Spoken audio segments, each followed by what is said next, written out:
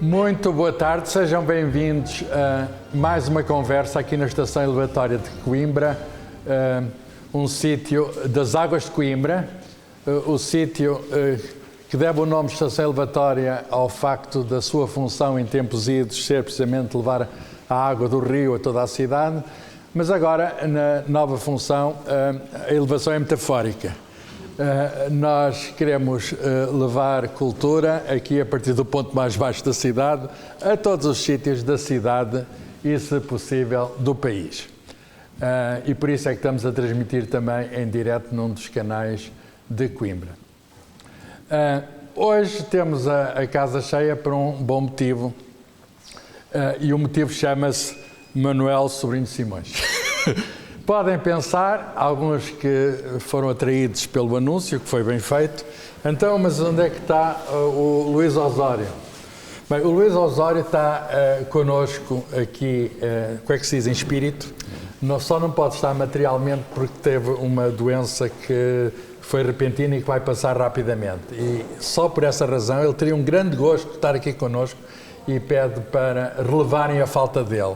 Da nossa parte, eu disse que relevava com a condição de ele voltar aqui quando puder e estiver bom, mesmo que seja já sem só pelos livros dele, que ele tem vários livros sozinho. Todos o conhecem, Luís Osório, grande jornalista, autor de vários livros, e ele é o autor do livro que aqui nos... Como é que se diz? Que aqui nos convoca. O livro que aqui nos traz, eu acho o português mais rasteiro. O português que aqui nos traz, o livro que aqui nos traz, que se intitulado A Última Lição de Manuel Sobrinho Simões. É Luís Osório que faz uma entrevista de vida ao professor doutor Manuel Sobrinho Simões. Eu não vou repetir o professor doutor porque a universidade está num sítio muito alto e aqui estamos num sítio muito baixo. E sempre nos tratamos por Manuel e Sobrinho. Mas sempre Manuel e Carlos e Manuel Sobrinho. Ora bem, Carlos Sobel. O que talvez não saibam é que hoje está em Coimbra, mas ele tem Coimbra no nome. Manuel Alberto Coimbra... Sobrinho Simões. Sobrinho Simões, Manuel Alberto Coimbra. O Coimbra vem do lado da mãe. Claro, de Penacova. E se nós começássemos, em vez de uma apresentação formal... Há uns Coimbras de Lixa e há outros Coimbras de Penacova. Nós somos de Penacova. E há umas águas de Penacova também. E se nós começássemos, em vez de eu ler currículo, em vez de falar do livro, começámos com uma apresentação pessoal pelo próprio. Porquê? Porque ninguém se conhece melhor do que o próprio. O livro Ser nas Edições Contrapontos está lá fora para quem quiser depois que o entrevistado o assine. O autor é o Luís Osório, mas o entrevistado é de algum modo também coautor. Mas escrevo sempre poderá ser o autor. Poderá assinar no fim. Está aqui também, saúdo a Marta Ferreira, que é a editora da Contraponto. Não tinha, olá, bom dia, não tinha visto.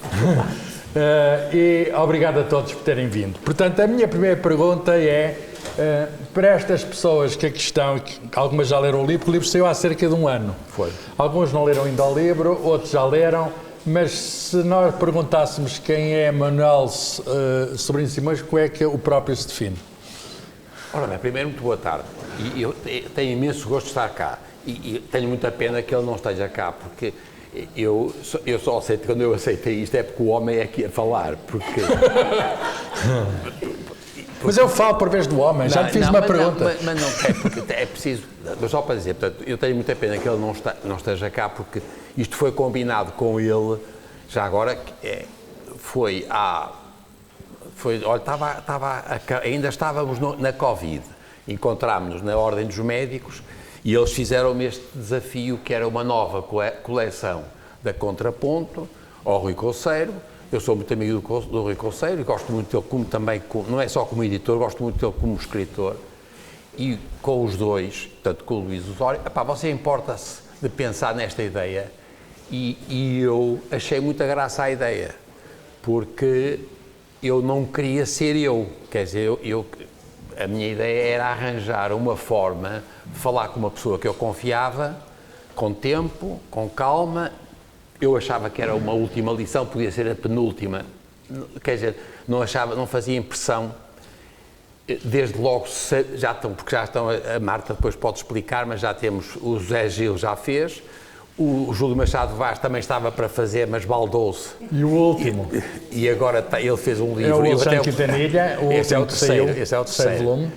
Eu apresentei, também estava espantosa, não estava lá, mas aquilo mas correu muito bem. É uma coleção extraordinária. É uma coleção extraordinária por uma razão muito simples, é que tem pessoas extraordinárias. Não é isso. É porque a ideia é mesmo, e cada pessoa pega nisto, porque, por exemplo, o Sena Santos e a outra miúda, que é Clara Almeida Santos, que é. Miúda, quer dizer. Está bem, comparada comigo. É tudo relativo, quer dizer. É a professora de jornalismo aqui na nossa Faculdade de Letras, já foi vice-reitora e que fez a entrevista com um grande jornalista da rádio, Francisco Sena Santos. Todos se lembram do Francisco Sena Santos. É também professor aqui em Coimbra. São dois entrevistadores de Coimbra neste livro do Alexandre Quintanilha. Mas, portanto, a ideia foi sempre... E também, portanto, o Júlio também ia fazer, baldou-se e fez ele um livro dele, e eu, agora, por acaso, eu vou para a Madeira, uma das coisas, tenho que ir apresentar o livro dele, Outono no Ser. Cravou. Então ele balda-se e depois crava. Bem, mas, portanto, então a ideia era fazer isto visto por uma pessoa que fosse uma pessoa que tivesse, em que a gente confia. Eu depois vou contar, eu não revi, portanto, eu depois... O Luís Osório, quando começou a ter o material, só se tivesse alguma dúvida é que me perguntava, e depois vou contar que ele tem ali muitas coisas que inventou, que eu não... E, portanto, outras coisas que ele tirou, porque, quer dizer, há aqui portanto, o autor, ele é mesmo autor, palavra de honra. Outra coisa que é verdade, por exemplo, no meu caso, porque eu sou um tipo, quando eu falo, eu tenho uma linguagem que é muito diferente da linguagem escrita. Claro. Por exemplo, diz carago por exemplo, mas não estamos em Lisboa, quando eu disse caraças, e pá, eu vi em Lisboa, estava na reitoria, e eu disse, isso é o caraças, e eu vi, pá, em Lisboa não se diz caraças, de facto. Aqui em Coimbra, se calhar, pode-se dizer. A outra vez que eu ouvi, estávamos em caminha, e eu perguntei se ele estava bom, e ele disse-me assim, isto de ser idoso é do caraças. Pois, eu também já fizemos alguma coisa com ele em caminha. Mas a ideia disto, portanto, era realmente passar a responsabilidade um bocadinho para os autores também. E temos muito gosto nisso, quer dizer, o Sena Santos fez com a Clara fizeram um trabalho estupendo. Do Quintanilha. E muito bem escrito. Comigo, o que foi diferente foi que o homem e eu tivemos a falar durante 2 anos, em todo o país. Aturou durante 2 anos? Tivemos, e foi só quando o Rui Conselho disse, pá, você consegue fazer, porque é o primeiro volume, você consegue, e é que ele lá... Mas, portanto, ele gravou mais de 140 horas de conversas. Falta um volume ou 2 volumes ainda. Não, mas, portanto, a ideia era mesmo que ele depois, ele arranjava uma descrição que fizesse sentido para as pessoas que vão ler. Mas foi ele que escolheu, foi ele que... A ordem, os assuntos, os assuntos, a maior ou menor ênfase. E é verdade, portanto, porque eu realmente, por exemplo, no meu caso, e por isso que eu também achei graça a dizer a última lição, agora para voltar à sua pergunta, eu acho que sou claramente um professor de medicina. Sou o que eu sou. Portanto, sou médico, mas não sou clínico e, portanto... Não vê os doentes diretamente? Nunca vi nenhum doente, quer dizer. E não sei, e por medo, atenção. Portanto, vão lá ver, eu sou um professor de medicina, é verdade que aprendi medicina e depois fiz a investigação suficiente para fazer aquilo que eu acho ser um bom professor, porque eu nunca fui um cientista, por exemplo. Palavra de honra. E, portanto, é óbvio, quer dizer, eu fiz sempre investigação aplicada. Quer dizer, e isto tem qualidades e tem defeitos. A minha principal qualidade, apesar de tudo, é que eu gosto de distinguir o essencial do acessório, que é uma coisa... E outra Às coisa, vezes os cientistas não fazem isso, não é? Não, mas tem um mundo muito... Concentrado, percebe? E, portanto, não tem... E eu tenho... Para eles, o essencial pode ser o acessório para um cientista. Claro, porque bem, cada vez mais agora, porque também a necessidade... De especialização. Eu, por exemplo, já agora também um parênteses. Eu, quando apresentei agora o livro do Alexandre Quintanilha, o Alexandre Quintanilha também não é um cientista, mas é um tipo muito bom em ciências sociais. E ele é um tipo muito bom na interdisciplinaridade. O que é interdisciplinaridade? Reparem, a interdisciplina, desculpem lá quando tenho as dificuldades, é com o meu AVC. Teve um AVC, mas já passou. Está bem, não passou nada. Os nomes foram todos ao galheiro. Os nomes foram ao galheiro, esquece-me dos nomes. E os verbos irregulares, a minha secretária diz sempre, o doutor diz sabido. Não se diz sabido, é soube. Eu digo os verbos para mim, porque, atenção, isto significa que isto é biológico. Não sei se tem consciência, é muito engraçado a pessoa ter um AVC, que tenha atenção ao que lhe acontece. Os meus erros têm quase sempre uma razão. Por exemplo, eu fiz uma prótese da anca e foi uma ortopedista que me fez isto. E um dia foi lá à Ordem dos Médicos com a filha e estava lá o Quintanilha e o Mário Barbosa. E eu quis apresentar o ortopedista e eu disse, apresento o meu obstetra. Porque eu ia dizer ortopedista mas percebem, as pessoas têm que ter consciência disto, percebem? É que é muito importante. Isto tem uma lógica. E, portanto, agora para voltar é a mesma coisa. Portanto, com o Alexandre Quintanilha, por exemplo, o que é interdisciplinar é muito interessante porque é muito pouco recompensador e é publicado em revistas de nível muito baixo. Agora, para voltar à sua ideia do que é a coisa, o cientista, que é um tipo em profundidade, escreve coisas que são muito boas em termos de publicações em revistas de grande coisa, mas quando é interdisciplinar, o tipo está lixado. Pois. Percebem? Tem consciência disso, é muito engraçado. Não tem eco. E nós continuamos cada vez mais, e é por isso que esta coisa do minifúndio nos países com tradição de minifúndio, pior é. Porque as pessoas fundo. No meu caso, eu de facto, toda a minha vida fui professor de medicina e, portanto, vivo de trabalhar com alunos, continuo a ter alunos. Ainda vai todos os dias ao Ipatimup? Não, de manhã vou ao São João. Ou vai ao hospital todos os dias? Das 8 à 1. E depois à 1 vou para o Ipatimup. Não tem reforma, não se reformou. E a minha secretária faz a mesma vida que eu, também está reformada e trabalha comigo há 42 anos. A única vantagem é que ela tem 2 salários, ou tinha 2 salários, e eu só tenho 1.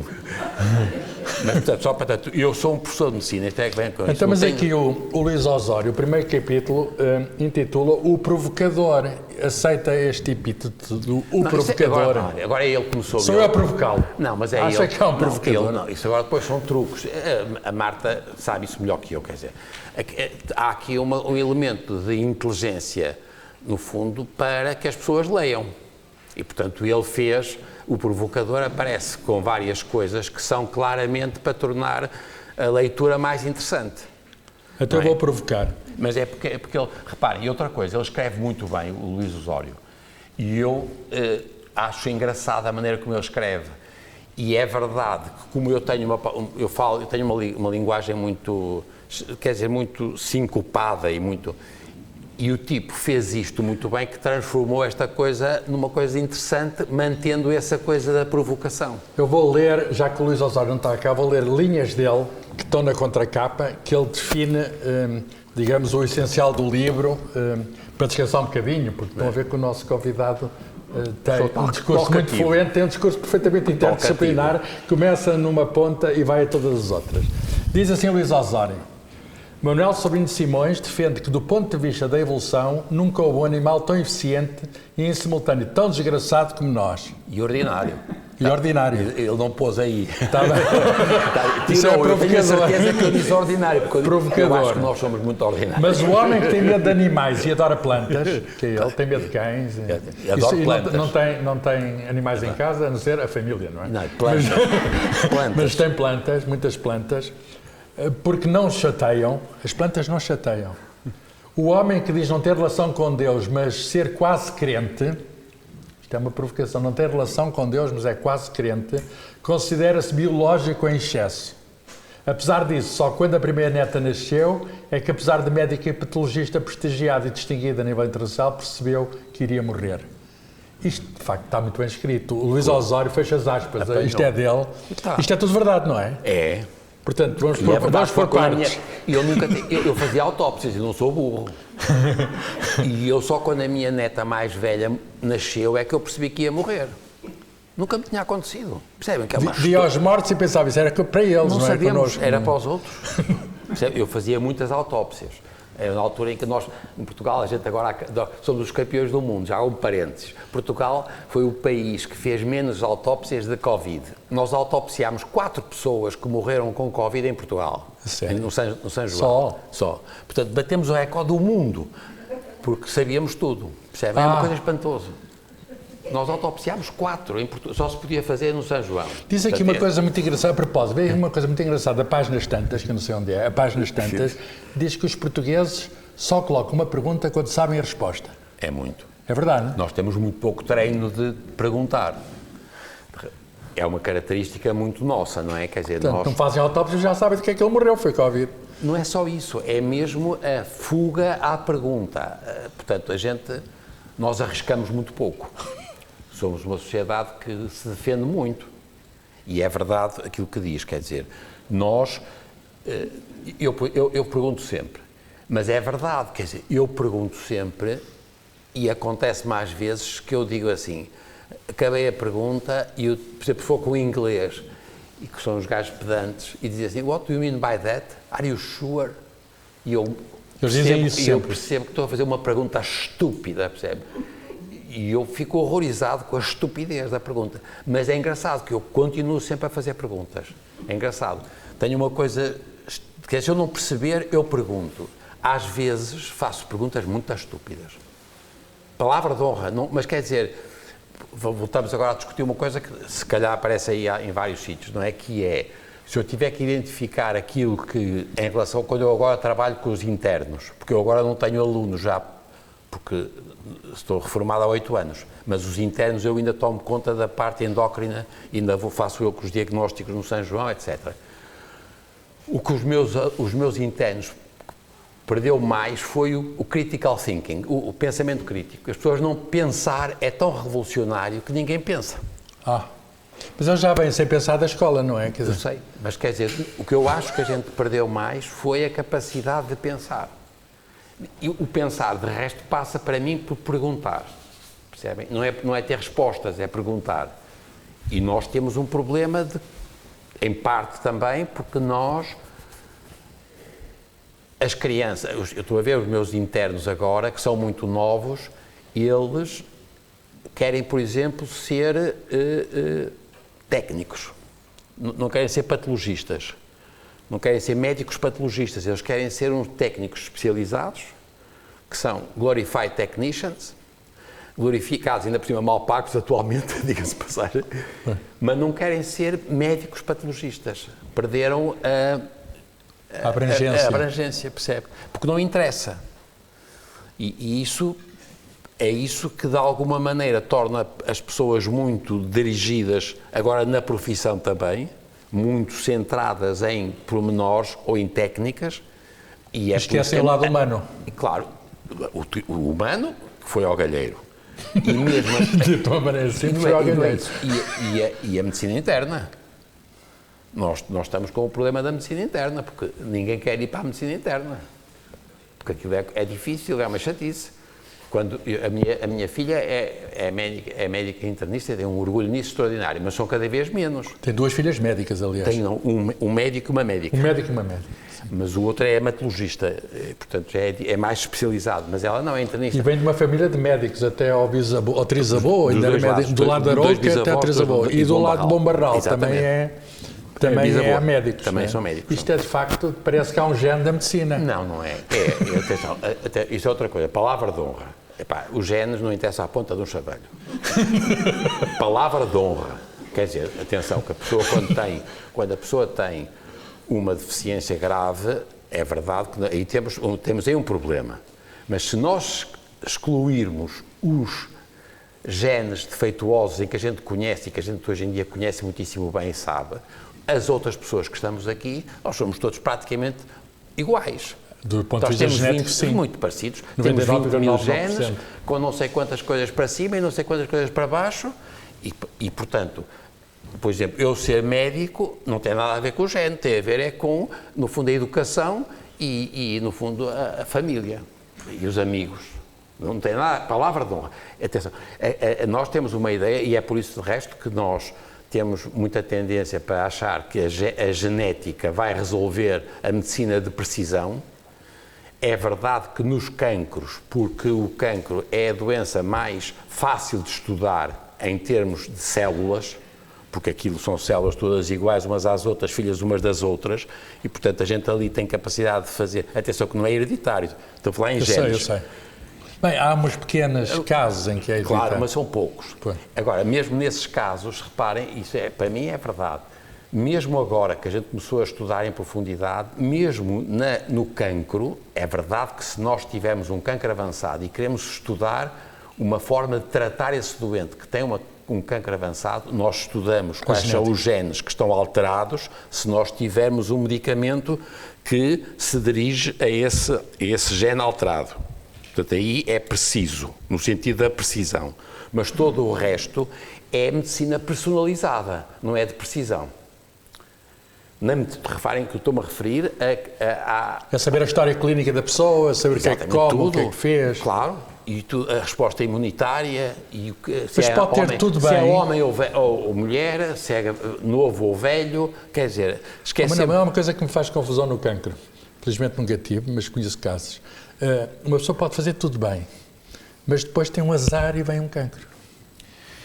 Atenção, é verdade o que ele está a dizer, não é? Quer dizer, o risco de ter cancros é proporcional a alguma história familiar, aí é importante. Quando a gente quer estudar casos familiares e há uma história familiar e, sobretudo, se são pessoas novas e, sobretudo, se as pessoas são do mesmo tipo de cancro, aí há uma predisposição genética forte. Como você disse, isso são 5%. No máximo 5 a 10%. Sim. Todos os outros que ele está a dizer é fruto de alterações secundárias ao estilo de vida, sedentarismo, alimentação, tudo o que é... Epigenético, o que se chama epigenético. Em geral, no sentido mais geral. E aí, cada vez mais, nós sabemos que essas alterações ambientais, a palavra ambiental é uma palavra que a gente tem a mania de dizer que é só a poluição e os plásticos, e é verdade, mas é também a alimentação. Mas também aí, reparem, eu, por exemplo, estou à vontade, que eu por exemplo, sou totalmente contra esta ideia de tornar igual o tabaco com o álcool ou com a luz ou o açúcar. São coisas diferentes. O David Marçal meteu-se nesse terreno que é um bocadinho... Não, exagerou, percebe? Exagerou. Porque ele simplificou uma coisa que é complexa. O tabaco, seja qual for a dose, é péssimo.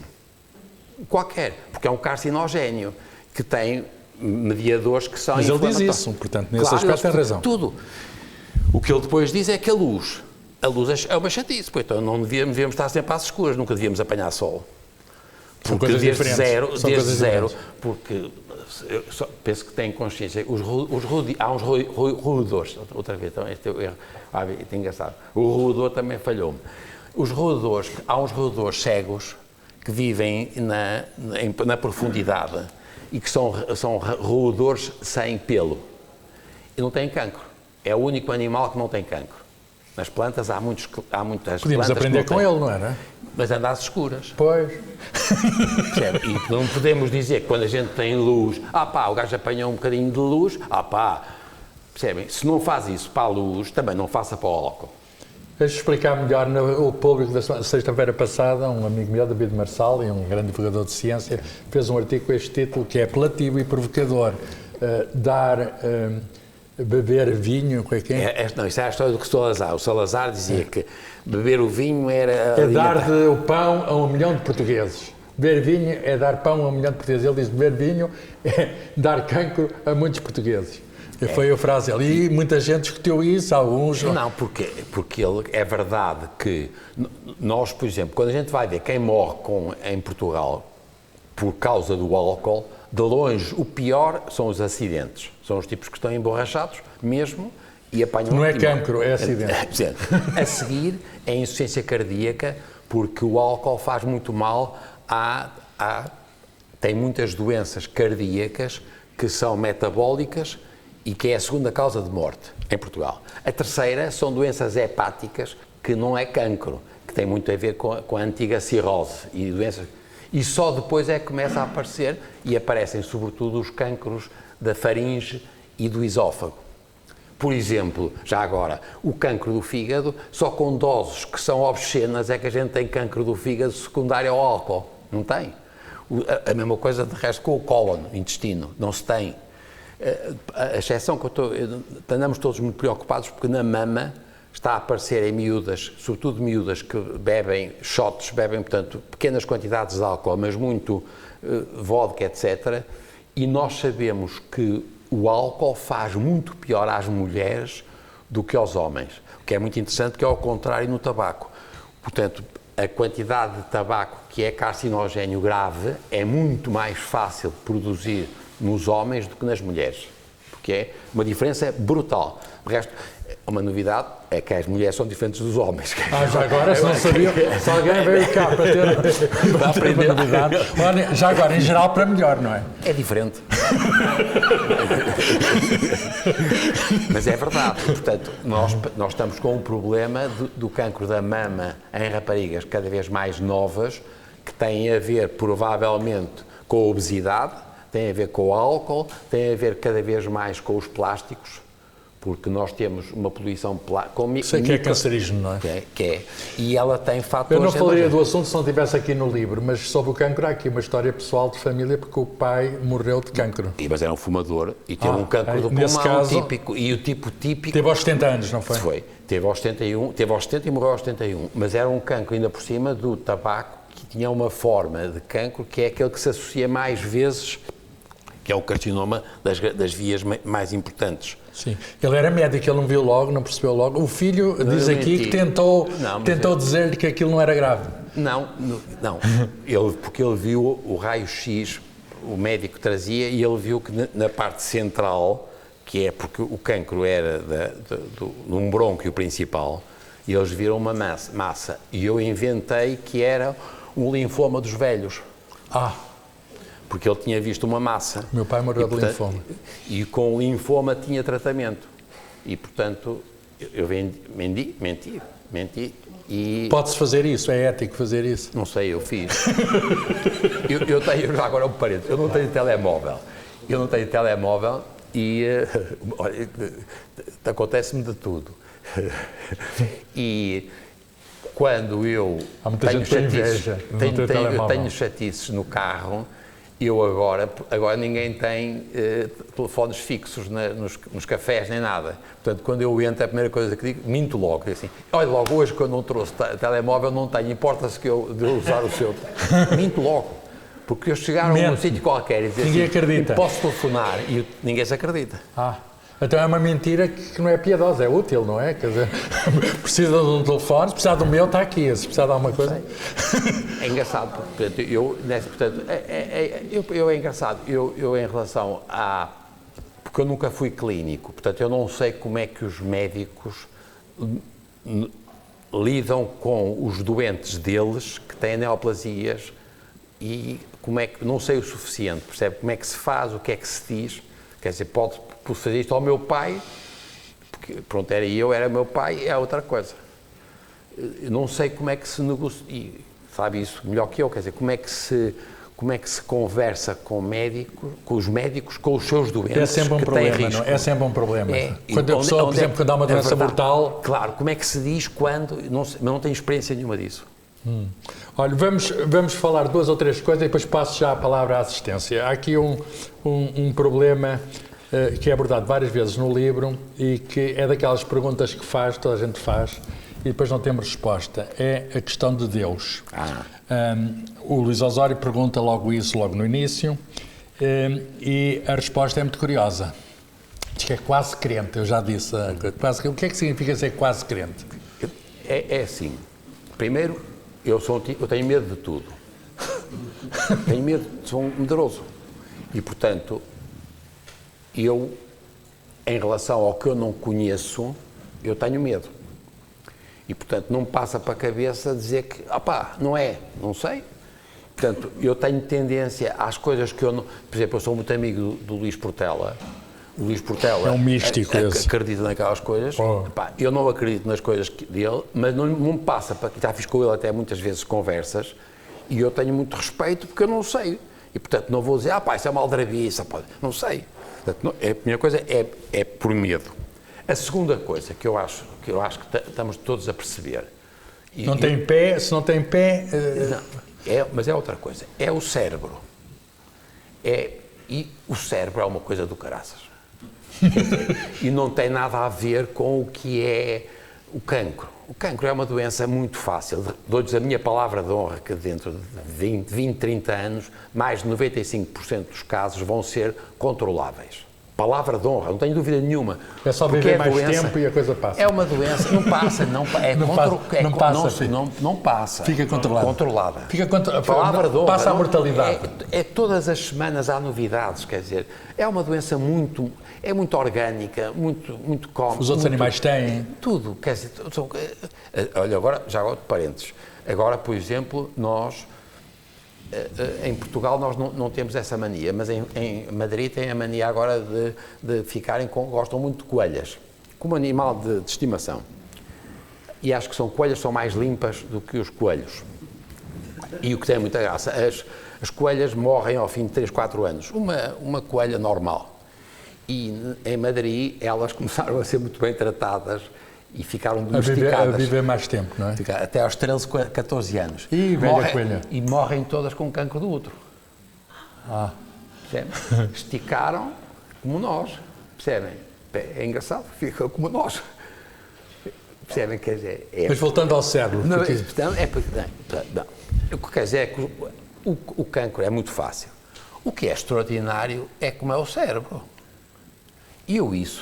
A primeira coisa, desde logo, é o seguinte, que eu continuo a dizer que, para mim, nós já fomos um ovo. Eu, quando penso que nós fomos um ovo às escuras e ficámos assim com este trombilo, já viu o que é? É embriologia, não é? Claro. Não acha que é uma coisa... Eu acho. Eu já ter sido um ovo, eu não me lembro, mas deve ter sido uma coisa interessante, uma célula só. Exatamente. Juntam um espermatozoide com um óvulo, o espermatozoide não conseguiu meter mitocôndrias, porque são da mãe, que é uma coisa também muito... Eu uma vez disse isso, estava em Belém com as crianças e às tantas disse, o Sr. Presidente também já foi um ovo. O Marcelo ia morrendo. O Sr. Presidente já foi um ovo. Porque as pessoas não pensam. E eu, portanto, acho que, para mim, se eu começasse agora a minha vida, eu pensava em fazer embriologia, indiscutível. Mas muito mais importante é a cabeçola. Como é que nós pensamos, percebem? E o que a gente fez em termos de salto entre os primatas não humanos e nós é uma coisa extraordinária. E para mim, e nesse aspecto é engraçado, quem também diz isso é o Pedro Mexia, e eu estou de acordo. Esta coisa de ser humano, a gente pensar e a gente ter criatividade, eu não sou crente, mas há qualquer coisa... Há um lado na humanidade que desafia a compreensão. É uma coisa muito para além, percebe? É uma coisa do extraordinário. O quase crente é isso, é saber que há qualquer coisa do único em nós. Mas que é assustador. Por exemplo, a nossa cabeça, porque é que o nosso cérebro gosta de música, por exemplo? Olha, por exemplo, ninguém percebe, quer dizer, reparem, porque nós temos sempre aquelas vulgatas darwinianas, que é, ou ficaram muito apetitosos e tiveram muitos filhos, ou...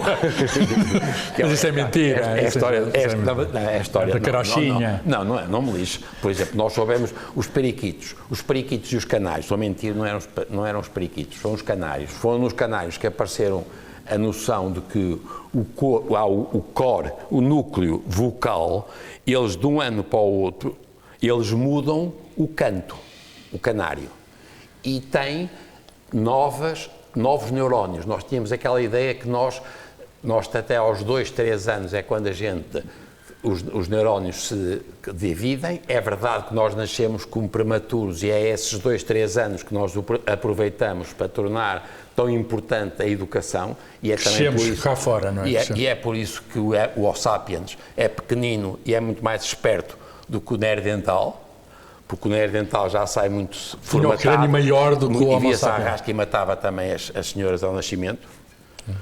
Matavas ao nascer, porque não cabia, não é? Pois não cabia. E já nasciam, se vocês virem as reconstruções dos neandertais, eles parecem, aos 8 anos, parecem adultos.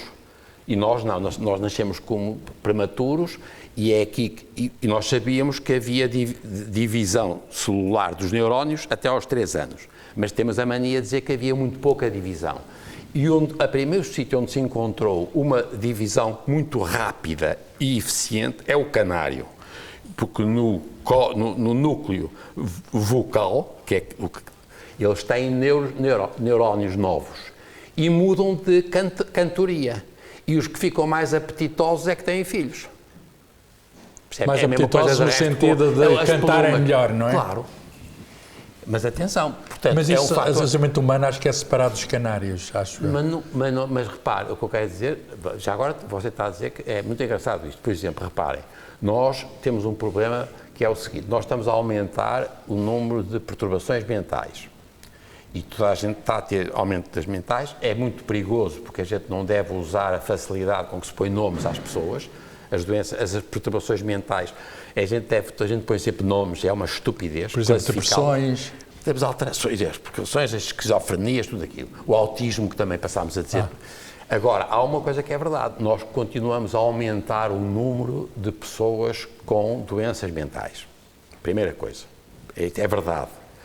Segunda coisa, parte destas coisas tem a ver com o estilo de vida, as condições em que as pessoas têm uma vida da filha da mãe, tudo isto é horrível e, portanto, há elementos ambientais, mas há stress, mas continua a haver, e nós sabemos que há algumas doenças, por exemplo, na esquizofrenia, em que nós temos, e nas doenças bipolares algumas, mas temos alguns genes que nós sabemos que são mais frequentes. E, portanto, há alguma base genética.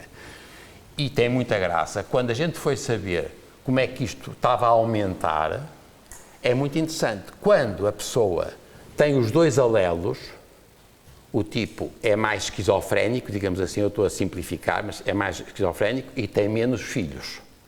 E, portanto, está a diminuir. Mas, quando eles só têm o alelo, ficam mais apetitosos e têm mais filhos. Percebem? Apetitosos no sentido atraentes, não é? Mais atraentes. Que é uma coisa extraordinária, percebem? Estão a ver o que quer dizer. Tem a mesma coisa com a diabetes.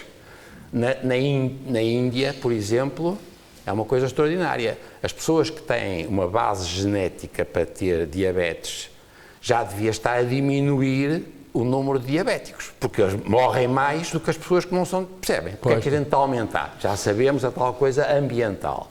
Mas quando formos ver à Índia, onde há grandes fomes, quando há grandes fomes, se a pessoa tiver só um alelo, se tiver os 2, é mau porque tem diabetes e morre, mas se tiver só um é mais resistente. Isto é, quando nós temos doenças que são bialélicas e se a gente tiver só um dos alelos, às vezes temos, ou no caso da diabetes, maior sobrevivência, ou esquizofrenia, são mais apetitosos. Que engraçado. Tem graça. O último tema, antes de passar à plateia, que está ávida de colocar questões, é o tema da Portugalidade. Porque o Nelson Messias é um português extraordinário, como já toda a gente percebeu.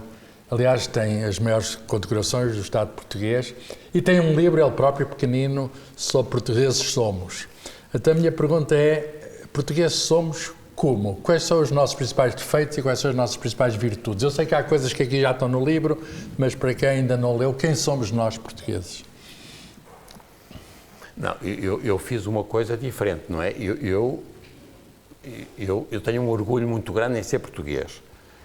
E, portanto, eu peguei sempre em ser português quer dizer, eu, por exemplo, acho que Arouca é o centro do mundo. Claro. E não é. Ninguém tenha dúvidas, não é? Para mim é o centro do mundo, quer dizer. É o sítio onde gosta de estar, não é? Quer dizer, porque eu ia para lá, quer dizer, era miúdo e era só eu rapaz, as minhas irmãs eram 3 raparigas depois de mim, eu é que era, a minha avó dava, eu é que tinha o bife maior, que é uma coisa horrível. Arouca é a terra do bife, tem lá a claro, Alvarenga. E, portanto, o que eu acho é que nós, eu uso nessa coisa foi a propósito do discurso do Dr. Marcelo de Sousa no 10 de junho. Foi no 10 de junho, fez um discurso 10 de junho e aparece nesse pequeno livro Português Somos. E agora qual é a síntese melhor que podemos fazer dos portugueses? E o que eu falei nas doenças que são doenças genéticas, que são, por exemplo, a doença do tropeção e a doença do Corino de Andrade, dos pezinhos. Mas são muito pequeninas, são não é isso que não interessa nada. E não são portugueses. Nada. Percebem? Nós encontramos já a doença de Corino de Andrade, é verdade que nós encontramos na Lapónia casos portugueses que vieram de Portugal para a Lapónia. Temos também outra coisa que foi quando a Armada Invencível, que não era invencível, e naufragaram ali ao pé da Inglaterra, eles foram para foram a nado, que eram marinheiros portugueses que tinham a doença de Corino de Andrade. E nós temos famílias lá que são portuguesas nesse sentido. Portanto, o que nos distingue não é a genética de modo nenhum, somos uma mistura. Claro. Exatamente, é isso. E portanto, no meu então caso... é o ambiente, aqui, algo aqui não correu muito bem, não é?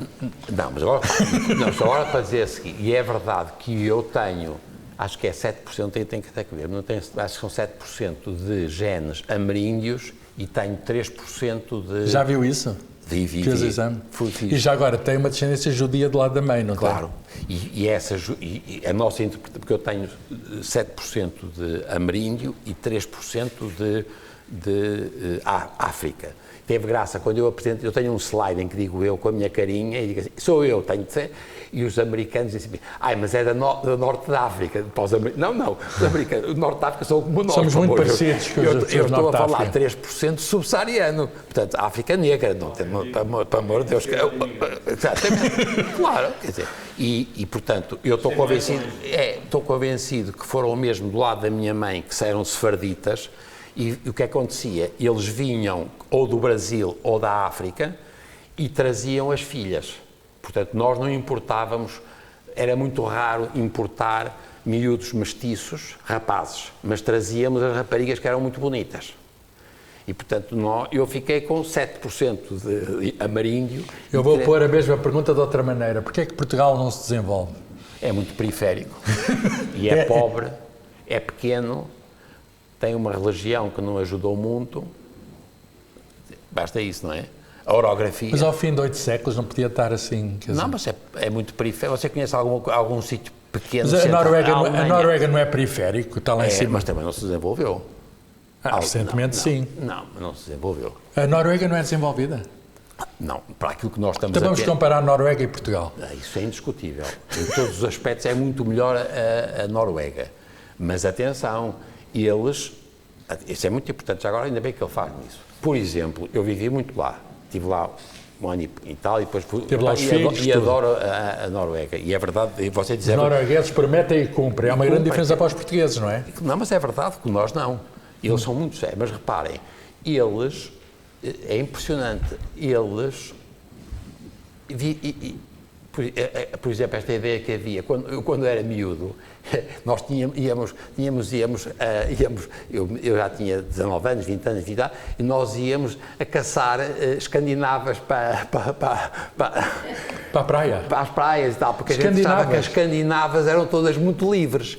O que é uma estupidez. O que se passa é que nas sociedades nórdicas eles viviam tão isolados naqueles sítios que tinham que ter relações pré-materiais para ver se tinham filhos, senão não casavam, percebe?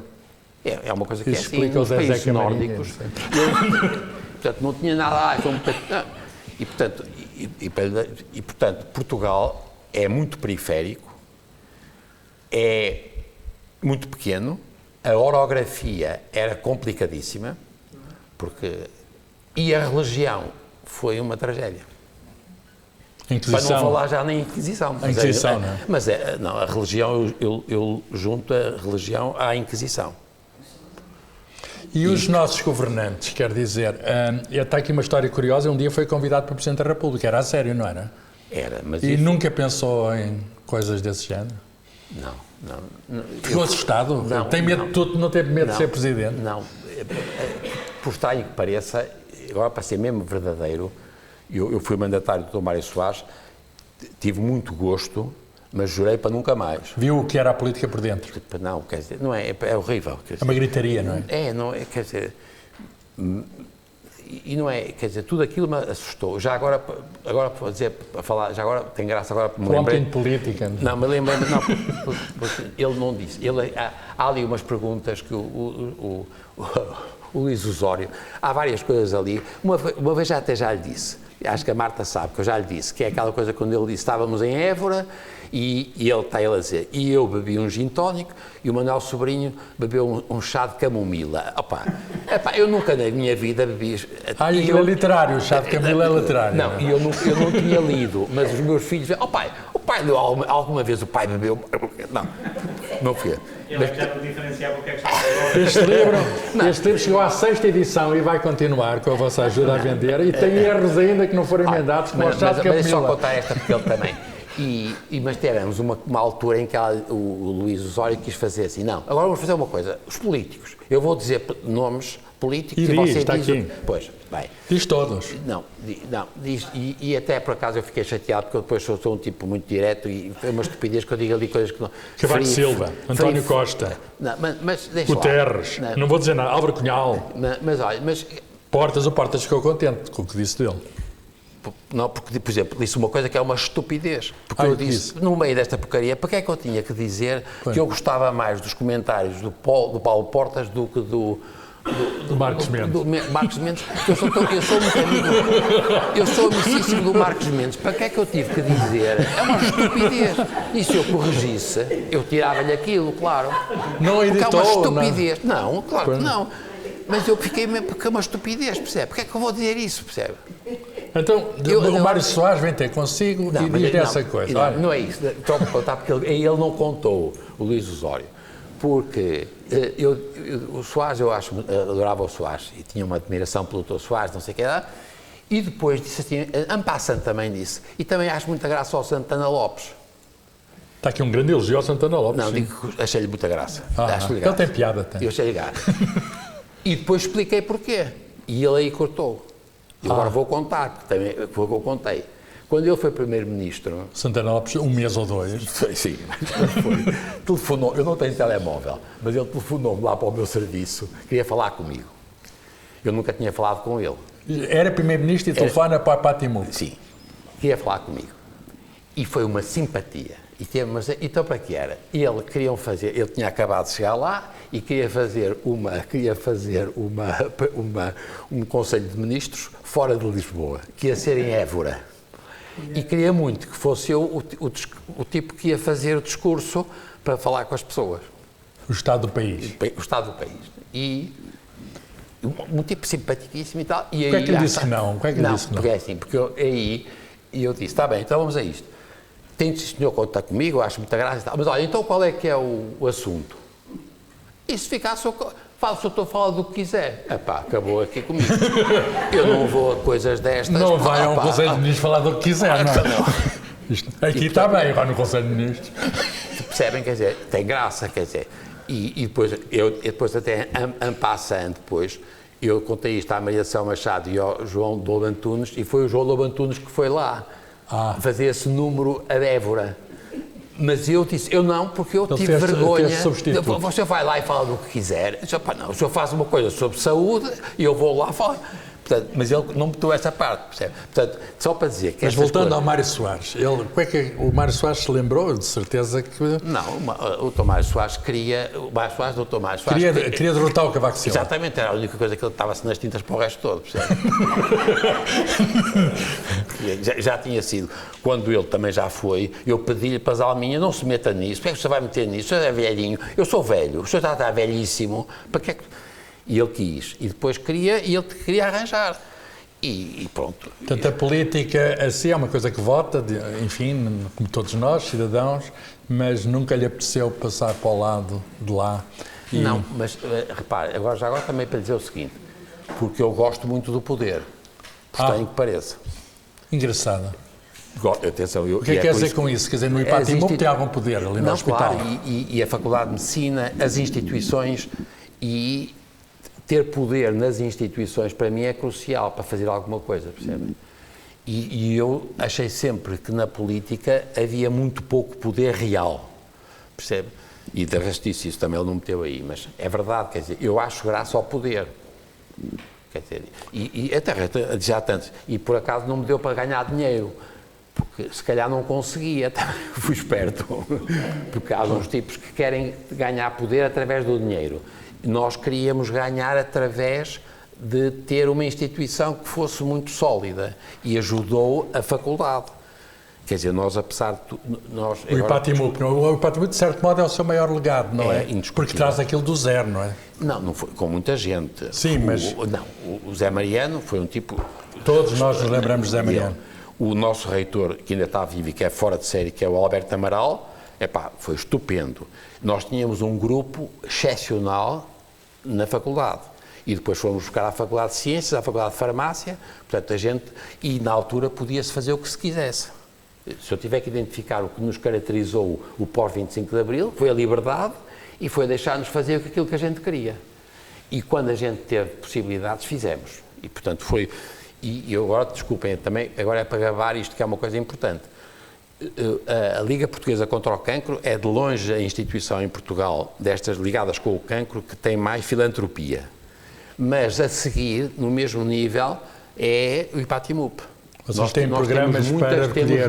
Temos muitas coisas filantrópicas que penso que antigamente seriam coisas que davam às casas, às santas casas, penso eu, estou a inventar, mas penso que é o mesmo tipo de pessoas que davam dinheiro às santas casas e nós recebemos muito dinheiro de pessoas que não têm filhos e nos dão dinheiro. E no IPATIMUP é todos os tipos de cancro, não é só a tiroide? É, exatamente, não, claro, não, a tiroide é uma coisa muito pequenina. Pois. Não.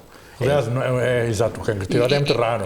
Não é eu tirei a minha, tiraram. É muito frequente, não se morre disso, felizmente. Não, é muito frequente. O cancro da tiroide é muito frequente. Não tem, última pergunta. Pelo menos aqui, se não tiverem, eu arranjo mais. Estou a assustar. A inteligência artificial, para um patologista, não é de algum modo uma ameaça, porque eles conseguem ver aquelas chapas todas, milhões de chapas rapidamente e tirar padrões. Não, mas reparem, e nossa coisa, nós na patologia também, porque nós vivemos da imagem. Portanto, se eu quiser identificar uma coisa que é muito... Não é ameaçadora, é extraordinária, porque nós melhoramos imenso a nossa capacidade de fazer diagnósticos. Nós, por exemplo, agora no cancro da próstata, já fazemos com a máquina, que tem uma taxa de eficiência de diagnóstico como os melhores patologistas. A máquina significa autómato, um computador. Sim, que faz. E, portanto, compara... E, portanto, bem com a avaliação humana. Exato, e a comparar com pessoas que ainda foram treinadas antigamente e que, portanto, estão melhor treinados do que agora os mais novos que estão pior. O que é que nos tem acontecido agora que é interessante? No cancro da próstata, às vezes a máquina, como a gente diz que alucina. E quando alucina, cria coisas nós vamos ver e dizer, mas isto não é um cancro, E nós que somos mais velhos e que somos humanos, a gente percebe que há um erro. Os miúdos que foram treinados não percebem. Acreditam. No virtual. Exatamente. Que é uma coisa impressionante. Mas acho que há gente inteligente, portanto não tem a ver nada com inteligência nem com... Serviço de Saúde britânico conseguiram em cancro, sei lá, da mama, conseguirem ver mais casos do que os humanos conseguiram. É verdade. Ver mais, isso é outra coisa. Aí não tem, quer dizer, agora estamos a dizer duas coisas diferentes. Uma coisa é, portanto, aqui o grande problema é o que é que a gente faz em situações que são borderline ou são benignas, mas podem transformar-se em malignas, isto é, tudo quanto é prescrever, isto é, se nós tivermos capacidade de identificar, por exemplo, na imagiologia, nós temos uma capacidade de encontrar nódulos que são cancros do pulmão agora com aquele TAC, aquele TAC que se faz agora, que é muito superior ao que qualquer um de nós tinha. Começa a ser um problema. Já comecei a ter pessoas que tiraram os pulmões e não tinham lá cancro. Porque nós passámos a ter sobrediagnóstico de cancro. Atenção, eu já tinha isto na tiroide. Na tiroide o que eu tenho mais hoje é as pessoas que me mandam dizer ao doutor, olha, que já lhe tiraram isto, diz que aquilo era cancro, mas doutor, eu não acho que é cancro. Depois depois não é. Que chatice, não lhe tiraram a tiroide. Tiroide feliz. Agora o pulmão é pior. E, portanto, nós estamos, ele está a dizer, atenção que o Carlos tem razão, são mais eficientes em encontrar casos verdadeiros. Aqui o problema é quando nós passamos da prescrição. Nós somos todos muito bons a prescrever, porque são coisas que estão lá, que existem, têm números. Agora, prever, ou coisas que são borderline, nós temos... O juízo humano ainda é preciso aí. É muito preciso. É aquela intuição, não é? O olho clínico. Não é só isso. É experiência, no sentido de já viu muitas coisas. E portanto, tem que se fazer aqui uma... Quer dizer, no fundo porque a gente diz sempre a mesma coisa. Vamos ver se a gente desenvolve ao máximo a inteligência artificial e fazemos os possíveis para não desaparecer a inteligência natural. Isso é que é, porque há uns tipos que de repente aquilo cresceu tanto a inteligência artificial que o gajo ficou sem e é muito mau. E o problema é esse. Muito bem, acho que é a altura agora, passou uma hora, não sei se repararam no instante, passou uma hora. Eu tomei aqui nota do professor Canutilho, porque eu sou muito... Já faleceu? Não? Não. É muito amigo dele. E eu estou-lhes a contar isto porque eu fui aqui a Lisboa, fui aqui a Coimbra fui aqui a um doutoramento e na viagem de Coimbra para o Porto eu tive um furo e eu não tenho telemóvel. E, portanto, a guiar? Sim, ia a guiar. E estava a chover. E eu tenho que mudar o pneu. Eu até choro. Aparece o Canutilho em vez de aparecer o mecânico. E, portanto, ia lá jantar o professor Canutilho e o Artur Santos Silva, o doutor Artur Santos Silva. Iam jantar ao Porto, à Casa da Música. E, portanto, eu estive ali, chorei, estava a chover na autoestrada, e eu e o pneu, aquela porcaria, não sei o quê. Não, estava a chorar, era a chuva. Não, estava a chorar mesmo de raiva de tudo, ia chegar tarde, não sei, e eu queria estar com... E é que é uma coisa extraordinária. Eu depois, nós vivemos no andar, e eu tive que pôr aquela coisa, pus aquela coisa amarela, estava toda besuntada de óleo. O colete. Aquela coisa amarela é o colete. E cheguei muito tarde à minha casa, onde eu ia, porque ia para o Doutor Canutilho e para o Artur Santos Silva. E abri a porta e a minha mulher veio e disse: já viu as horas? E eu entrei, eram para aí, uma hora depois, com uma coisa amarela, cheia de óleo. E a minha mulher, o que disse foi: olha, que já é muito tarde. É uma coisa extraordinária. As mulheres são diferentes, Manuel, as mulheres são diferentes. Coisa extraordinária, eu cheguei. Ótimos. Perguntasse se tinha guarda-chuva, ainda criança. Muito bem, quem é que quer colocar mas alguma questão ao nosso convidado? O Dr. Urbano quer e depois também ele disse. O Dr. Urbano, só eu já gostava de cumprimentar o Carlos Filhais por esta ideia magnífica. Trazer aqui o professor. Cumprimentar é o nosso convidado, não é? Eu estou cá sempre, ele só veio cá hoje. É muito bom. As pessoas podem viver mais e melhor do que em qualquer outra época da história. Uma pessoa deve isso muito à medicina, de facto. E por isso é que eu gostaria de fazer um apelo para os médicos utilizarem as tecnologias digitais, mas não se deixarem ser substituídos por elas. É a mensagem também que passou. As tecnologias digitais têm, a inteligência humana tem uma capacidade que elas não têm. É verdade. Que é pensar no futuro. Aquilo que eu chamo a prescrição. Quer dizer, o que não existe. Elas Prever. são capazes de fazer rapidamente aquilo que muito mais rápido que nós. Eles podem escrever, fazer traduções e tal, muito mais rápidas do que nós conseguimos. Mas quem as programa são os humanos. Não são as máquinas que programam os humanos. Portanto, não se deve fazer essa confusão. Infelizmente, alguns são comandados já por máquinas. Não. De facto, são os humanos que programam as máquinas para elas fazerem aquilo. E só depois de saberem as tecnologias digitais, só depois disso é que conseguem fazê-lo. Conseguem fazer coisas fantásticas que devem ser aproveitadas. Tem que ser. Tem que ser aproveitada. Mas não podem substituir os médicos. Está de acordo, não é? Não, sobretudo, eu tenho coisa, doutor. Não, sobretudo, há o problema para mim que é o contacto. Independentemente daquilo que diz, que é o desenvolvimento de atividades que são para além do que é, portanto, a criatividade, aquilo que eu chamo o prever, há outra coisa que é o contacto. Isso é Mas a criatividade de alguma das máquinas conseguem, também fazem... Contacto não fazem. Contacto não, percebi. Não, contacto. O tato. Como diz Eu percebi outra coisa. O padre Nicolau, o padre Tolentino é que diz que contacto é contacto. E é verdade. Isso é o que te falta. Os sensores são muito fraquinhos, os sensores. Não, e não é só isso. E a pessoa, quer dizer, a pessoa... Quem está a experimentar até essa experiência é no Japão. Porque o Japão está com um problema muito grande, porque o Japão, como sabem, não morrem. Também não tem crianças. Aqui em Portugal é a mesma coisa, já agora. Não, mas é uma ilha mais pequena que nós. Não, o Japão... Há mais japoneses que portugueses. Mas não é isso. Mas o Japão está com um problema gravíssimo também, porque durante anos havia no Japão aquela coisa, era o respeito pelo velho. E a gente mais nova, de repente, percebeu que os velhos são uma chatice, porque são muitos, dão muito trabalho, fica muito caro. E nós passámos a ter um problema no Japão. E, por exemplo, agora o problema dos cuidadores é ou não a substituição pelos robôs. E o problema é que há um problema.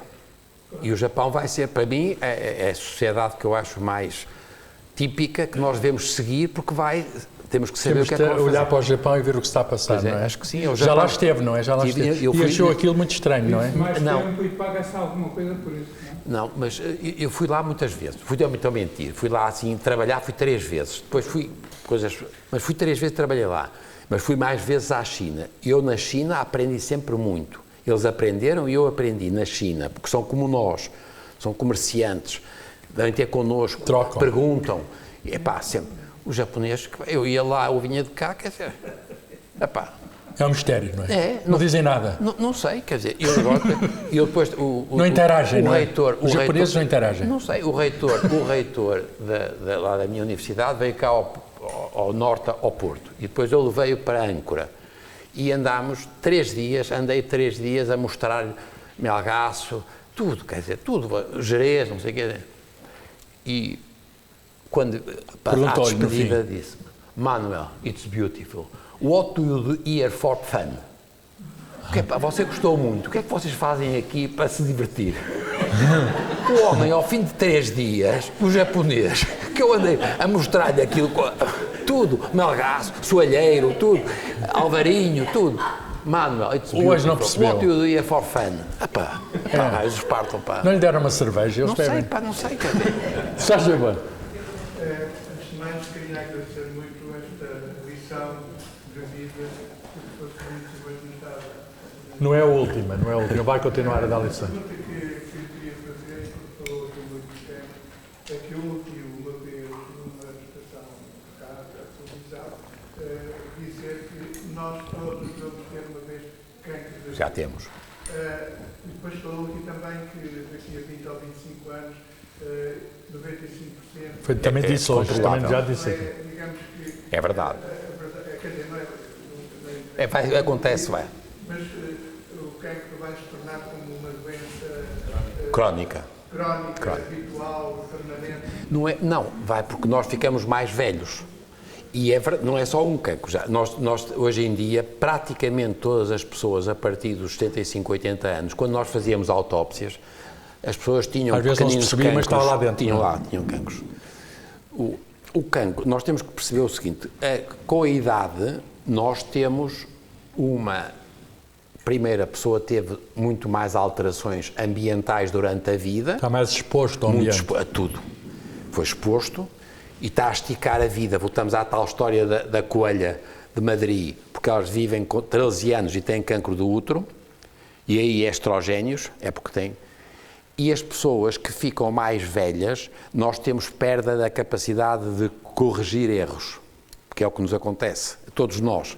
E também do ponto de vista mental, também em relação às enzimas que fazem... E, portanto, nós passamos a ter muito frequentemente cancros, que são multifocais. Portanto, não é só um cancro, é mais do que um cancro.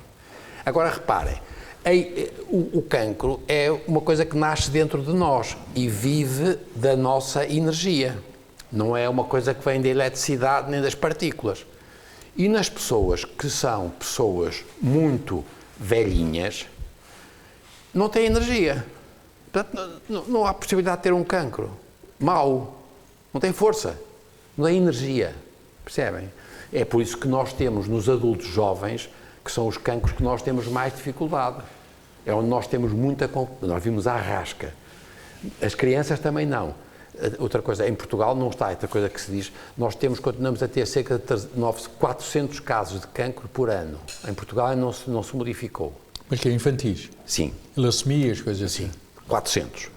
E a taxa de, no fundo, a sobrevivência e, portanto, a capacidade de transformar isto em doenças não mortais nas crianças e nas pessoas. Nós agora não dizemos velhinhos, dizemos adultos há muitos anos.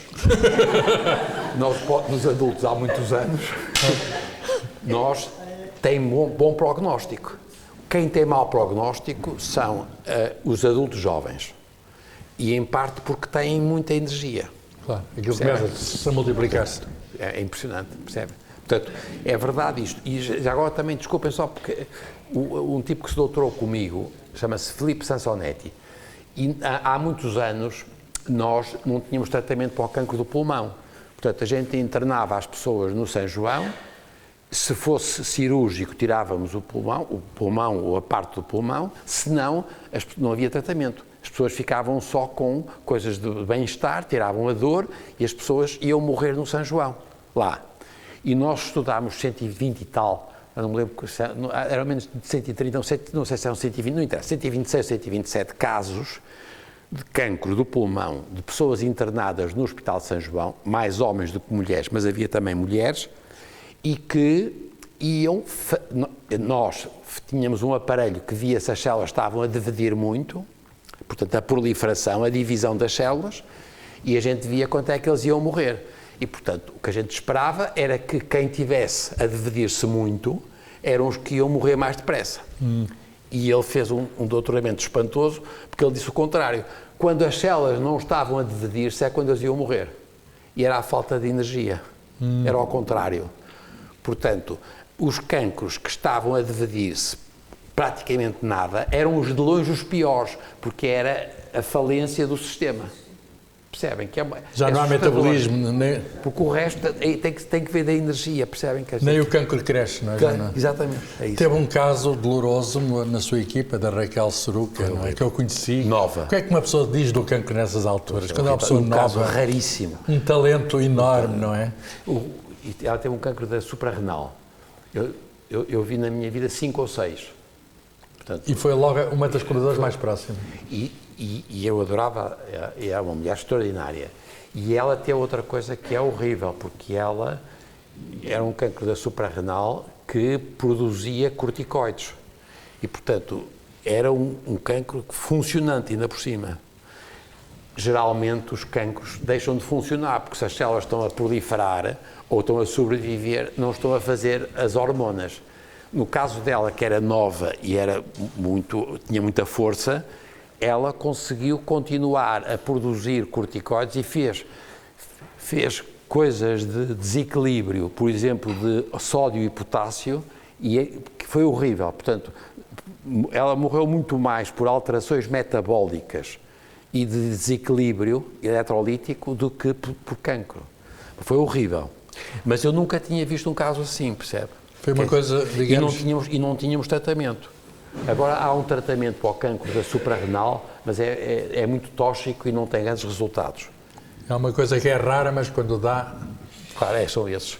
E aí não tem nenhuma justificação, quer dizer, a gente foi azar só, foi azar. Não, quer dizer, não sei. A gente hoje em dia pode ser que venha a descobrir outras coisas, mas que teve um azar filho da mãe, teve. Um azar filho da mãe. Alguma outra questão, comentário que queiram colocar antes de deixarmos ir o nosso convidado descansar? Se faz favor. Eu fui motivada do lado esquerdo. Sim. Era a vida.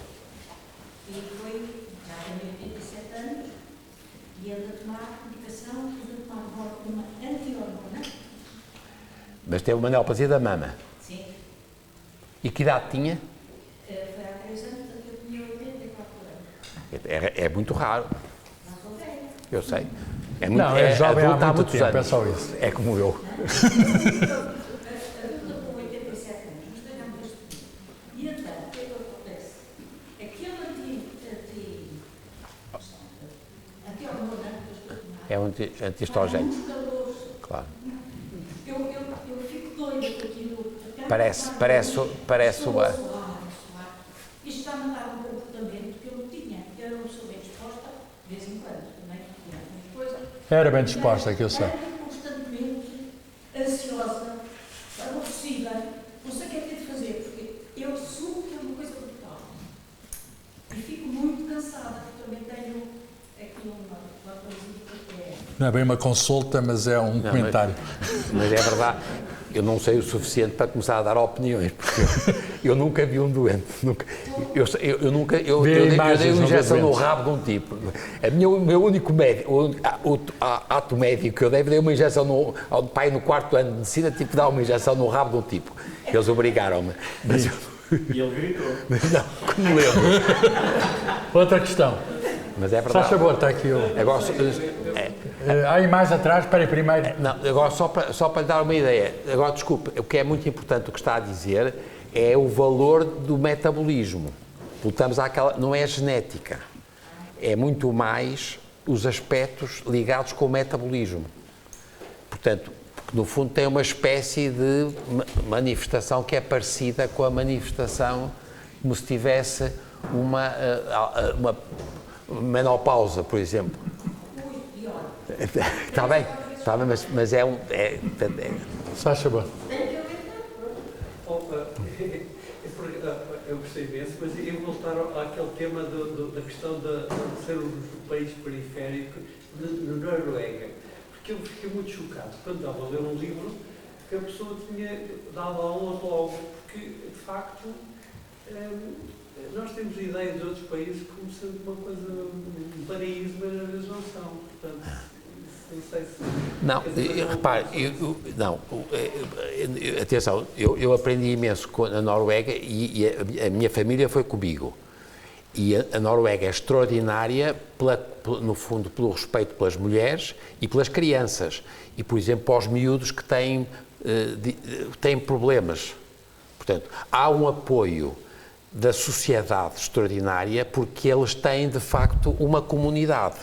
Porque eles tiveram uma estimulação muito grande de se juntarem para sobreviver. Portanto, esse é o aspecto. O que é que eu senti progressivamente? Foi porque eu comecei a ir para lá em 79. E Depois do doutoramento no Porto. E eu apanhei a chegada, por exemplo, dos paquistaneses. Porque eles não queriam trabalhar, os noruegueses não queriam, e então punham os paquistaneses a trabalhar. Eu, por exemplo, no hospital e na universidade, quem limpava e quem não sei o quê, eram os paquistaneses. E eu assisti a duas coisas que são extraordinárias. A primeira é, a gente começa a ver, eu, por exemplo, eu era muito moreno e os noruegueses... Tomaram-no por paquistanês. Mas perguntam, você e tal, não sei o quê e tal, porque há aqui um pouco... E outra coisa é que eles começaram a gastar mais dinheiro com os paquistaneses na saúde do que os noruegueses. E então eles começaram a fazer-lhes, começaram a ver, por exemplo, o diâmetro da barriga. E quando eles eram muito pesados, os tipos recebiam umas cartinhas a dizer, pá, você veja lá, porque você... Portanto, é uma sociedade que, apesar de tudo, é vigilante. E passaram até a para os imigrantes, não é? Claro, exatamente, só que é muito diferente do que a gente estamos a dizer, isto em 80. Na década de 80, pá, vocês são gordos, então, os tipos não andam, eles comem mal, percebe? E, portanto, eu assisti também a esta coisa de haver alguma... Não teve um choque cultural lá alguma xenofobia. Não houve um choque cultural, quer dizer, os hábitos de lá na universidade eram diferentes de certos hábitos aqui? Não há muito, porque, apesar de tudo, a universidade é sempre um microcosmos. Nicho, é um microcosmo. E os hospitais são muito parecidos. Porque a pessoa está aflita, percebem? Quer dizer, a gente precisa de ajuda. É um sítio onde se ajuda alguém que precisa, não é? Isso é em todo lado, dá-se o máximo. É natural que noutras áreas seja diferente, na economia seguramente. A enfermagem, a fisioterapia, O que há é uma coisa muito mais próxima das diferentes profissões, isto é, os médicos não têm este corporativo, nós, apesar de tudo, nós médicos tivemos alguma culpa em não termos juntado mais a ligação entre a medicina com as outras técnicas e, por exemplo, a nutrição... por exemplo, a obstetrícia é o sítio onde isso é mais óbvio. Nós devíamos ter apostado mais na enfermagem e nas parteiras e menos só nos médicos. E na Noruega isso foi sempre assim. É nesse sentido, É aí. Um paraíso, mas Claro. temos de trabalhar para... Claro, mas daí são excepcionais. Outra coisa que tem já agora é as maçãs, porque aquelas maçãs, eles não têm fruta. Não têm laranjas. Não têm nada. E pá, levar um norueguês, eles a verem, por exemplo, um limão, tem uma graça extraordinária, mas o que tem graça Nunca é vi. que eles importavam tudo, não é? Fruta. E a não ser quando era a época das maçãs. Então eram umas maçãs muito ordinárias, pequeninas, caríssimas. Porque os peros, durante esses 2 meses, eles não podem importar as maçãs que vêm de Israel e comem os de lá, que é muito engraçado, percebe? E Protegem a fruta tem a de lá, vaca não é? mais cara do mundo, porque são altamente subsidiadas as vacas lá, para ter, no fundo, a utilização do terreno para a agricultura. Muito bem. Já aí o Fernando, só favor. É um prazer tê-lo aqui, Sobrinho Simões. E esta primeira parte esta sessão até aqui foi espetacular, picada, orientada por Carlos Filhais. Eu queria lhe pôr uma questão que me preocupa, que me atormenta e gostava de saber a sua reflexão, ainda que breve, sobre esta questão. Os limites da ciência e de que forma é que a sociedade está preparada para a aceitar e para se apropriar dela e para a aproveitar. Para mim não há dúvida, eu fui cientista no modesto limite das minhas possibilidades. Tenho a consciência de que a ciência é a mais sublime, ou uma das mais sublimes, pelo menos, criações do espírito humano. E depois, portanto, não tenho dúvida que é por ela que nós estamos aqui a aproveitar tudo aquilo que ela nos dá para vivermos mais, para sermos mais felizes, para termos potencialidades muito maiores do que tínhamos há 200 anos, e estes últimos 200 anos foi esse percurso e é nele que nós nos inserimos. E em contraponto temos o seguinte, temos a maior economia do mundo, o país onde é desenvolvida a vacina mais promissora e mais eficiente contra o Covid-19 e que a produz em larguíssima escala, universal, que aliás exporta para grande parte dos países do mundo, deixa morrer mais de 1 milhão dos seus cidadãos porque, por alguma razão, por qualquer razão, não está preparada para aproveitar a ciência que desenvolveu, que produziu e que pode aproveitar. Como é que a sociedade, ou alguma sociedade, se dá ao luxo de não aproveitar aquilo que criou e como é que se resolve esta questão? Não tínhamos falado do Trump, ainda não tínhamos falado do Trump, é agora. Não sei, não é? Porque aquilo que diz é verdade. Atenção, as vacinas da ARN, que foram extraordinárias, foram feitas pelos europeus, a maior parte delas. Portanto, reparem, há muitos anos, eu, por exemplo, eu ia aos Estados Unidos 2 vezes por ano, 2 em 2 anos, dar aulas aos americanos, porque os americanos, eles não ensinam ninguém.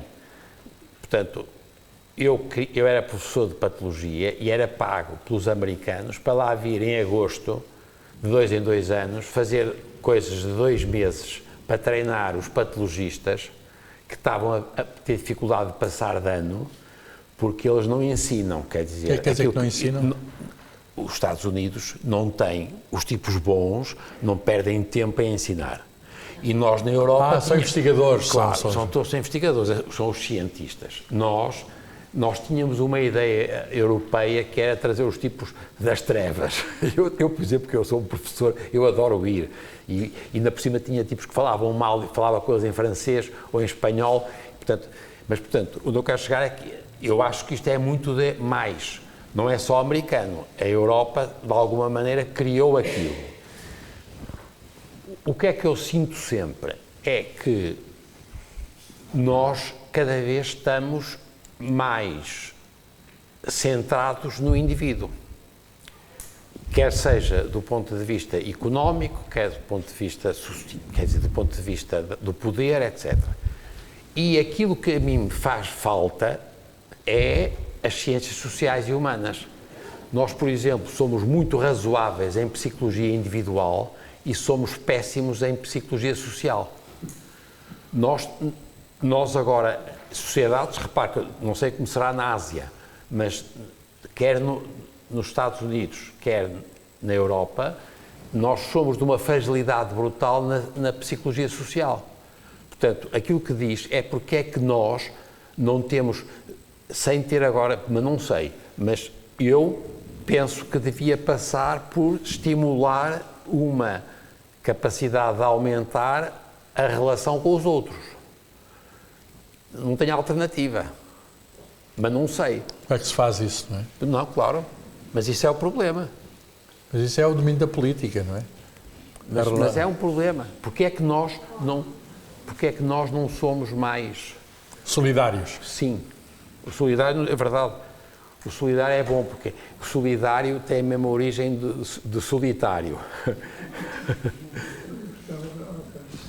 Eu gostava Mas não sei, este é o grande problema, porque é que nós não estamos de concordar inteiramente com isto, tanto mais que a Europa foi grande precisamente porque conseguiu unir num substrato cultural comum todas aquelas tribos bárbaras, entre aspas, que foram ocupar os territórios do Império Romano do Ocidente. E o interessante é que quem conseguiu isso foram indivíduos que não tinham grande apego pela ciência, foram os religiosos. Eles é que converteram todos os bárbaros E unificaram e fizeram a Europa esse com substrato cultural comum. Portanto, uma pessoa na Europa podia emitir, publicar ideias contrárias aos dos chefes onde vivia, se fosse para outro país. A cultura era a mesma e o Erasmus foi isso que fez. Foi uma ideia espantosa. O Galileu foi isso que fez. Proibido pelo chefe da sua religião de publicar, foi para Leiden. Portanto, esse poder da Europa vem daí, de facto, de unir as pessoas. Agora, com estas novas tecnologias, com estas coisas, as pessoas estão separadas. Cada um está ligado ao seu... Está a sua bolha, a sua bolhazinha. Por isso é que não usa telemóvel, não tem a bolha. Última pergunta. Alguém que queira... Se faz favor, o Alfio. Já agora, de facto, há pouco falou da experiência e o conhecimento. Muitas vezes, enfim, a experiência é quando se pergunta. E a questão que pôs como muito importante é a pessoa questionar. Claro. Questionar. Porque, de facto, há algumas experiências que são o acumular de não perguntas. E isso não é experiência. E depois, de facto, eu acho que como é que podemos fazer? É exatamente por isso que estamos aqui. É para aprender com o senhor e com o Carlos. Partilhar esta experiência. Eu então, agradecendo-vos a todos, eu vou ler a última resposta do Sobrinho Simões à pergunta do Luís Osório. E a pergunta do Luís Osório é bom para encerrar um livro, é bom para encerrar uma sessão. Intitula-se: se pudesse salvar uma palavra, que palavra é que salvava? As palavras às vezes é que nos salvam, não é? E ele disse, a palavra era nós. Nós. Escolhia por ser a nossa única hipótese no futuro. Sou um egoísta, mas não me passa pela cabeça gastar tempo em coisas que não têm utilidade, mas do ponto de vista da sociedade futura, do nosso futuro coletivo, não tenho dúvidas da palavra a salvar. Portanto, ele diz aqui muito claramente que o que nos falta é, eu chamei-lhe de solidário, solidariedade, união, coesão. Em Portugal usa-se muito a palavra coesão. E hoje estivemos aqui coesos. Deixem-me dar uma pequena retribuição ao Manuel Sobrinho Simões. Agradeço-lhe muito por ter feito o esforço de vir. Ele amanhã já está a voar. Uma das coisas que vi aqui, e ele tinha vários prazeres na vida, além da profissão. Ele gosta de passear. Viram o entusiasmo com que ele falou do Jerez, de caminha, gosta de ler, gosta de cinema.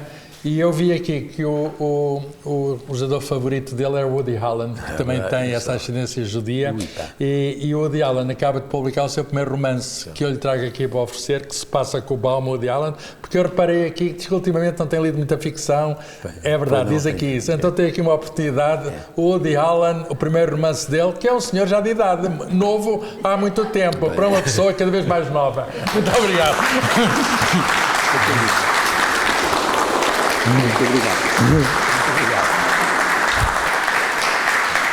Obrigado a todos. Até à próxima. Vejam o programa.